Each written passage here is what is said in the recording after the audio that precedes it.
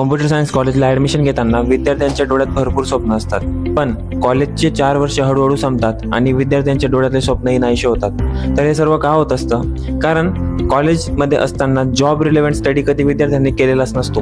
जो विद्यार्थी 10 LPAचं स्वप्न पाहत असतो त्या विद्यार्थ्याला 3 LPAची कंपनी ग्रॅब करणं सुद्धा खूप अवघड वाटतं. तर हे सर्व होत असतं स्ट्रक्चर लर्निंग विद्यार्थ्यांना माहीत नसल्यामुळे.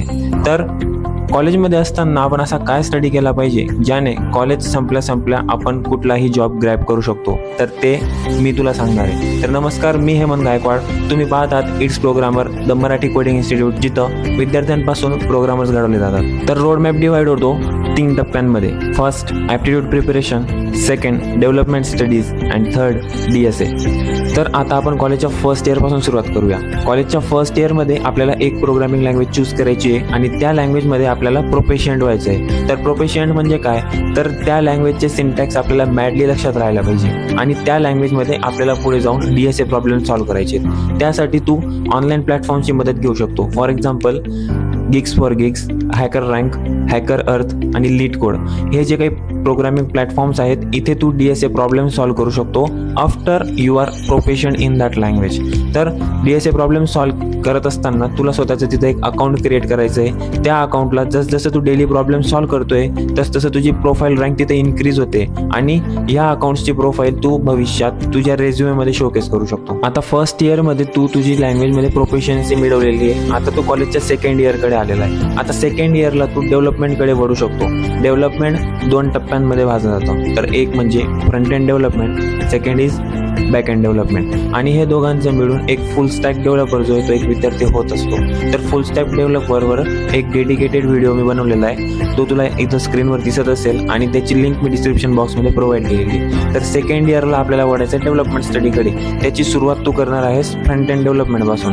तर फ्रंट एंड डेव्हलपमेंट तुला कुठपर्यंत शिकायचं आहे? कुठलीही एक वेबसाईटचा UI तू बनवू शकतो, इथपर्यंत तुला फ्रंट एंड डेव्हलपमेंट शिकायचं आहे. त्यासाठी तू यूट्यूबवर कुठल्या तरी एका तुझ्या आवडत्या इन्स्ट्रक्टरच्या व्हिडिओजची हेल्प घेऊ शकतो. त्याची प्लेलिस्ट तू पाहू शकतो, किंवा तुला जर माझ्याकडून शिकायचं असेल तर मी फ्रंट एंड डॉमिनेशन बॅच सुरू केलेली आहे, ज्यामध्ये 100+ स्टुडंट मी ट्रेन केलेले आहेत. त्याची लिंक मी तुला डिस्क्रिप्शन बॉक्समध्ये प्रोव्हाइड करेल. तुला फ्रंट एंड डॉमिनेशन या बॅचमध्ये भेटेल 55+ video lectures, test series, hackathon पार्टिसिपेशनचा चान्स आणि कोर्स कम्प्लिशनचं सर्टिफिकेट सुद्धा. तर हे सर्व मी फक्त देत आहे 99 रुपीजमध्ये. जर तुला खरंच मनापासून फ्रंट एंड डेव्हलपमेंट शिकायची असेल तर बाबा डिस्क्रिप्शन बॉक्समध्ये मी वेबसाईटची लिंक दिलेली आहे. वेबसाईटला जाऊन व्हिजिट करा, कोर्सचे डिटेल्स वाचा, कॉन्टॅक्ट करा, आमची टीम तुम्हाला लगेच कॉन्टॅक्ट करा. तर आता थर्ड सेमिस्टरमध्ये तू तुझं फ्रंट एंड डेव्हलपमेंट कंप्लीट केलेलं आहे. आता तू वळू शकतो बॅक एंड डेव्हलपमेंटकडे. बॅक एंड डेव्हलपमेंटमध्ये पण सेम, तुला तुझ्या आवडत्या इन्स्ट्रक्टरची प्लेलिस्ट फॉलो करायची आहे आणि डेडिकेटेडली तुला पूर्ण लेक्चर्स कंप्लीट करून तुला बॅक एंड डेव्हलपमेंट पूर्ण शिकून घ्यायचं आहे. आता बॅक एंड डेव्हलपमेंट कंप्लीट केल्या तुझं सेकंड इयरही कंप्लीट झालेलं आहे. आता कॉलेजचे 2 इयर्समध्ये तू स्वतःला खूप चांगल्या लेवलपर्यंत स्किल्ड केलेलं आहे. तू आता DSA मध्ये पण मास्टरी मिळवलेली आहे आणि तुला डेव्हलपमेंट पण जमतंय. म्हणजेच तू तुझा स्किल सेट जो आहे तो खूप छान पद्धतीने बिल्ड केलेला आहे. आता तू एंटर करतोय कॉलेजच्या थर्ड इयरमध्ये. कॉलेजच्या थर्ड इयरमध्ये तुला फोकस करायचं आहे 3 गोष्टींवर. एक, तुला ॲप्टिट्यूड प्रिपरेशन करायची. सेकंड, तुला कम्युनिकेशन स्किलवर फोकस करायचं आहे. आणि थर्ड, तुला प्रोजेक्ट बिल्डिंग करायची. तर कॉलेजच्या थर्ड इयरमध्ये आपल्याला ह्या 3 गोष्टींवर फोकस करून आपल्याला ह्या 3 गोष्टी खूप स्ट्रॉंग करायच्या आहेत. आता तू कॉलेजच्या थर्ड इयर ह्या 3 गोष्टींवर फोकस केलेला आहे. एक म्हणजे तू ॲप्टिट्यूड प्रिपरेशन केलेली आहे, कम्युनिकेशन स्किल्स तुझे चांगले बिल्ड केलेले आहेत आणि तू आता प्रोजेक्ट्स पण छानपैकी बनवलेले आहेत. आता कॉलेजच्या लास्ट इयरमध्ये जर तुझ्या कॉलेजमध्ये प्लेसमेंट्स येत असतील तर तू फुल कॉन्फिडन्सने तुझ्या प्लेसमेंट्सला बसू शकतो.